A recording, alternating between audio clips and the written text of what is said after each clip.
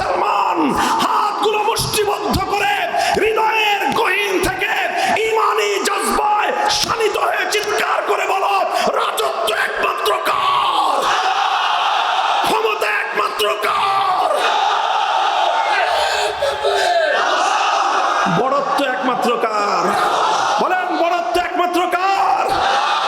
আল্লাহর সামনে যারা বড়ত্ব ফলাতে আসবে, যে আল্লাহর বিধানের সামনে নিজের বড়ত্ব প্রমাণ করার চেষ্টা করবে, যে কোনো ব্যক্তি, যে কোনো গোষ্ঠী, যে কোনো দল আমার আল্লাহর বিধানের সামনে বড়ত্ব ফলাতে আসবে, ইমানদারদের দায়িত্ব আর কর্তব্য হলো সে যত বড় শক্তিমান হোক না কেন, ওর মাথা পায়ের নিচে পিষ্ট করে দাও।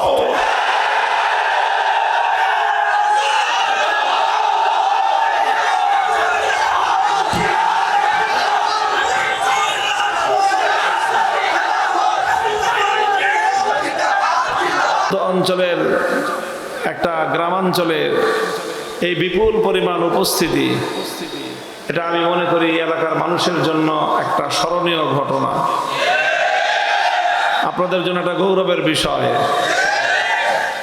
এবং আপনাদের এখান থেকে এই বার্তাটা সারা বাংলাদেশে পৌঁছে যাচ্ছে যে বাংলাদেশে একটা নতুন জাগরণ শুরু হয়েছে। সেই জাগরণটা হলো মানুষ ইসলামের প্রতি, ধর্মের প্রতি, কোরআনের প্রতি মানুষের একটা বাঁধ ভাঙ্গা জোয়ার ছুটেছে। আমরা যারা আল্লাহ পাক রব্বুল আলামিন আমাদেরকে আলেম হিসেবে পরিচয় দান করেছেন, আল্লাহ পাক আমাদের যাদেরকে কোরআন হাদিস নিয়ে পড়াশোনা করার তৌফিক দান করেছেন, যাদেরকে আল্লাহ পাক রব্বুল আলামিন আপনাদের দৃষ্টিতে সম্মানিত বানিয়েছেন, আমরা যদি আলেম সমাজ এই জাতিকে সঠিকভাবে পথ নির্দেশনা দিতে পারি, তাহলে আজকের এই মাহফিলটাই আমাদেরকে এই বার্তা দেয় যে এই বাংলাদেশটা আসলে ইসলামের বাংলাদেশ। আলহামদুলিল্লাহ।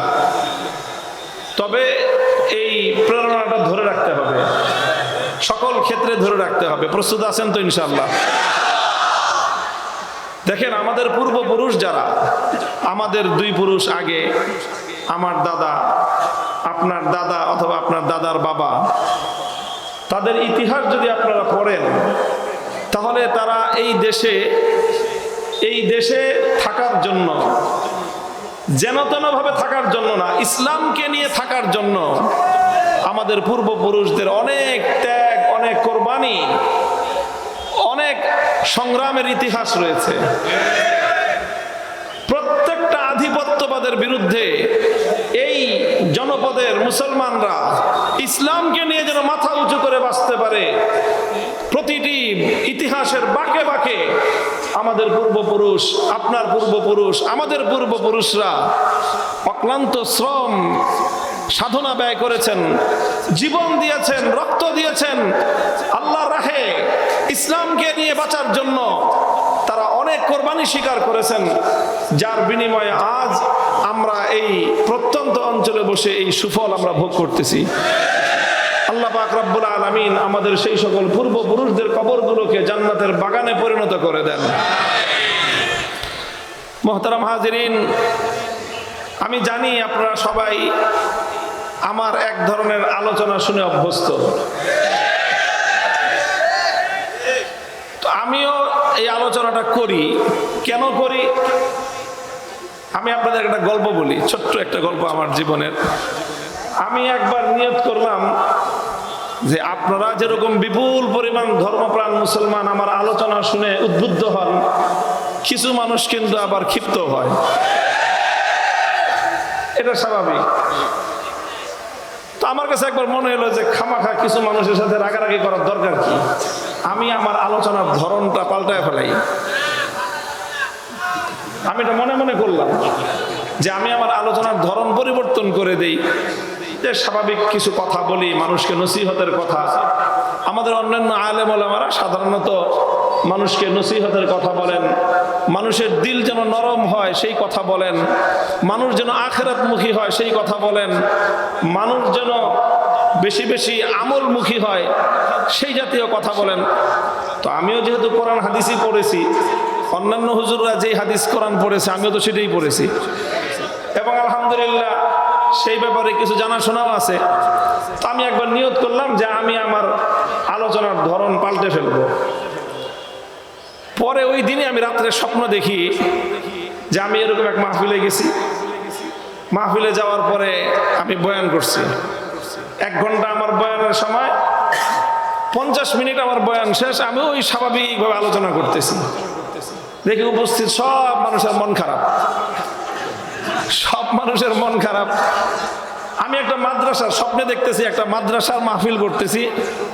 তো সেই মাদ্রাসার মুহতামিম সাহেব এসে খুব মন খারাপ করে বলতেছে যে হুজুর, এই যে হাজার হাজার মানুষগুলি আসছিল যে আপনি কিছুক্ষণ বয়ান করবেন, আর কিছু হোক না হোক এই মানুষগুলো কিছুক্ষণ আল্লাহু আকবারের স্লোগান তুলবে, তাকবীরের ধ্বনি তুলবে, কিছু সময় আকাশ বাতাস আল্লাহু আকবার, আল্লাহর বড়ত্বের জয়গানে ধ্বনিত প্রতিধ্বনিত হবে।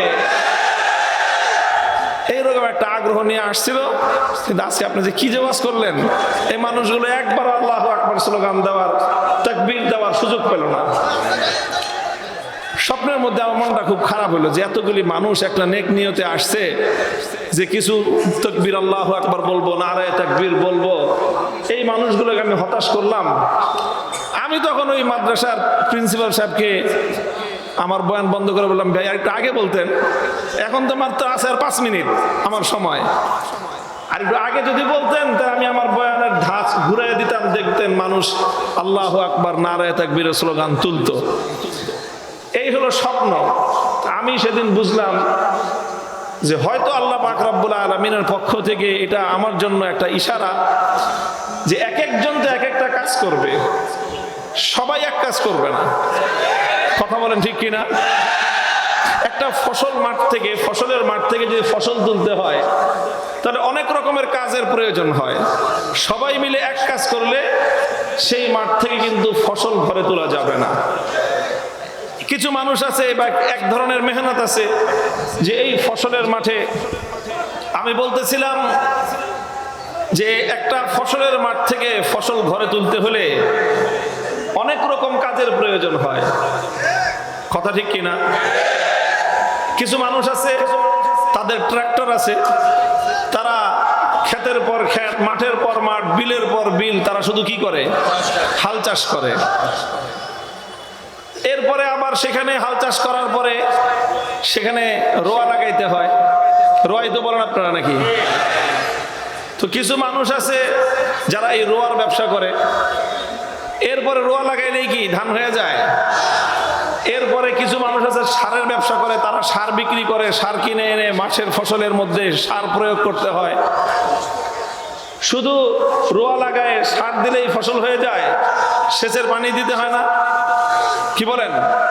কিছু মানুষ আছে সেচের পানি দেওয়ার ব্যবসা করে, তাদের মাধ্যমে পুরা মাঠের ফসলের মাঠে সেচের পানি সিঞ্চন হয়। কিছু মানুষ আছে কামলা দিয়ে তারা ক্ষেত নিড়ায় দেয়। এই সব কাজ শেষ হওয়ার পরে একটু ভাই একটু আপনারা একটু শান্ত হন, একটু ওনারা চেষ্টা করতেছে, একটা সিস্টেম ফেল করছে, অনেক বড় আয়োজন, ইনশাল্লাহ ওনারা মেহনত করে ঠিক করে ফেলবে। আর ভাই বিরক্ত হওয়ার কথা আমার, আপনারা বিরক্ত হন কেন? আপনারা একটু ধৈর্য ধরেন, ইনশাল্লাহ ঠিক হয়ে যাবে। তো এইভাবে প্রত্যেকে যার যার মেহনত যখন করে, যার ট্রাক্টর সে যদি হাল চাষ করে, যে রোয়ার ব্যবসায়ী সে যদি রোয়া সাপ্লাই দেয়, যে সারের ব্যবসায়ী সে যদি সার সাপ্লাই দেয়, যে সেচের কাজ করে সে যদি সেচ দিয়ে পানি সিঞ্চন দেয়, কামলারা এসে যদি ক্ষেত নিড়ায়, আর সর্বশেষ যখন ফসলটা পরিপক্ক হয়ে যায় তো ফসল কাটার জন্য আরেক শ্রেণীর কামলা আছে, তারা এসে যদি ফসলটা কেটে দেয়, তখন এই শূন্য মাঠ থেকে সোনালী ফসল দিয়ে আপনার গোলা ভরবে। দেখেন আমাদের ইসলামটা ঠিক এরকম। ইসলামের বহুমুখী খিদমত, বহুমুখী কার্যক্রম আছে। আমাদের মধ্যে কিছু ভাই আছেন যারা মানুষের হৃদয়কে নরম করে দেন, বিগলিত করে দেন, কান্না মাখা কণ্ঠে তারা মানুষকে হাতে পায়ে ধরে তারা মানুষকে আল্লাহমুখী করার চেষ্টা করেন, পরকালের স্মরণ করায় দেওয়ার চেষ্টা করেন। কিছু মানুষ আছেন তারা শুধুমাত্র মানুষের জায়েজ না জায়েজ, কোন আমল করা যাবে কোন আমল করা যাবে না, কোনটা সুন্নত কোনটা বিদআত, এই জাতীয় আলোচনা করেন। আর কিছু মানুষ তো এমন থাকতেই হয় যে এই যে মুসলিম জনতা, মুসলমানদের মধ্যে যে ইমানি জজবা, মুসলমানদের মধ্যে যে সুপ্ত প্রতিভা, ইমানের যে ঘুমন্ত জজবা, এটা যদি জাগ্রত না থাকে, মুমিনের হৃদয়ের মধ্যে ইমানি জজবা যদি জাগ্রত না হয়, তরুণ এবং যুবকদের হৃদয়ের মধ্যে যদি আল্লাহর দ্বীনের জন্য অকাতরে জীবন দেওয়ার মতো তাদের মধ্যে সেই চেতনার মশাল যদি প্রজ্বলিত না হয়, তাহলে ইসলামের দুশমনরা এই ইসলামকে আল্লাহর জমিন থেকে এমন ভাবে উপড়ে ফেলবে যেরকম একটা ছোট্ট গাছকে গরু ছাগল উপড়ে ফেলে, সেই গরু ছাগলরা যেমন একটা ছোট্ট গাছের চারাকে ধ্বংস করে দেয়, ইসলামের দুশমনরা ইসলামকে এভাবে ধ্বংস করে ফেলতো। এই জন্য আমরা হাতে হাত রেখে কাজ করি। আর আমরা যখন হাতে হাত রাখি, তখন এই হাতে হাত রাখার মধ্য দিয়ে একটা শক্তি তৈরি হয়। সেই শক্তির পিছনে আরেকটা শক্তি আল্লাহ পাক যুক্ত করে দেন, ইয়াদুল্লাহি আলাল জামাআহ। মুসলমানরা যখন এভাবে পরস্পর তারা ছোটখাটো বিভেদ ভুলে গিয়ে ঈমানের গুরুত্বপূর্ণ মৌলিক প্রশ্নে যখন তারা ঐক্যবদ্ধ হয়, যেমন আমরা দেখেছি আমাদের নিকট অতীতে, আমাদের স্কুল থেকে ছেলেমেয়েরা বের হয়ে আসলো, আমাদের কলেজগুলো থেকে ছেলেরা বের হয়ে আসলো, পাবলিক ইউনিভার্সিটি, প্রাইভেট ইউনিভার্সিটি, কারো স্বার্থ আছে কারো কোনো স্বার্থ নাই, তার ব্যক্তিগত কোনো স্বার্থ ছিল না। প্রাইভেট ইউনিভার্সিটির ছেলেরা তারা এই সমস্ত চাকরি বাকরি, তাদের কোনো ধান্দা নাই, তারা চাকরি পায়ও না, চাকরি করেও না, তাদের অন্য কিছু। কিন্তু তারা যখন দেখলো আমার ভাই, তাকে শহীদ করা হয়েছে, আমার ভাইয়ের বুকে বুলেটের আঘাতে ঝাঁঝরা করে দেওয়া হয়েছে, তখন ভাইয়ের প্রেমে, ভাইয়ের ভালোবাসায়, ভ্রাতৃত্বের টানে ওই সকল প্রাইভেট ইউনিভার্সিটির ভাইয়েরা রাস্তায় নেমে আসলো। আলিয়া মাদ্রাসা থেকে আমার ভাইয়েরা আসলো, সন্তানরা নামলো মাঠে। আমাদের কওমি মাদ্রাসার ছেলেরা, তারা তো শুরুর থেকে সরকারি চাকরির কোটাই নেই, তাদের 1% চাকরি নাই, তারা কেন নামলো? তারা নামলো একটা জিনিসই। মুহতারাম হাজিরিন, আমাদের সবকিছু ঠিক আছে, ইসলামের মধ্যে একজন মুসলিমের জন্য, একজন মুমিনের জন্য তার দুনিয়া এবং আখিরাত, তার দিন দুনিয়া, তার সব কিছু আপনি এক পাল্লায় রাখেন, আর এক পাল্লায় শুধুমাত্র ঈমানকে রাখেন। বলেন তো কোন পাল্লার ওজন এবং মূল্য বেশি হবে? ঈমানের পাল্লার ওজন বেশি হয়ে যাবে, মূল্য বেশি হবে। কত বেশি হবে তুলনা করা সম্ভব নয়।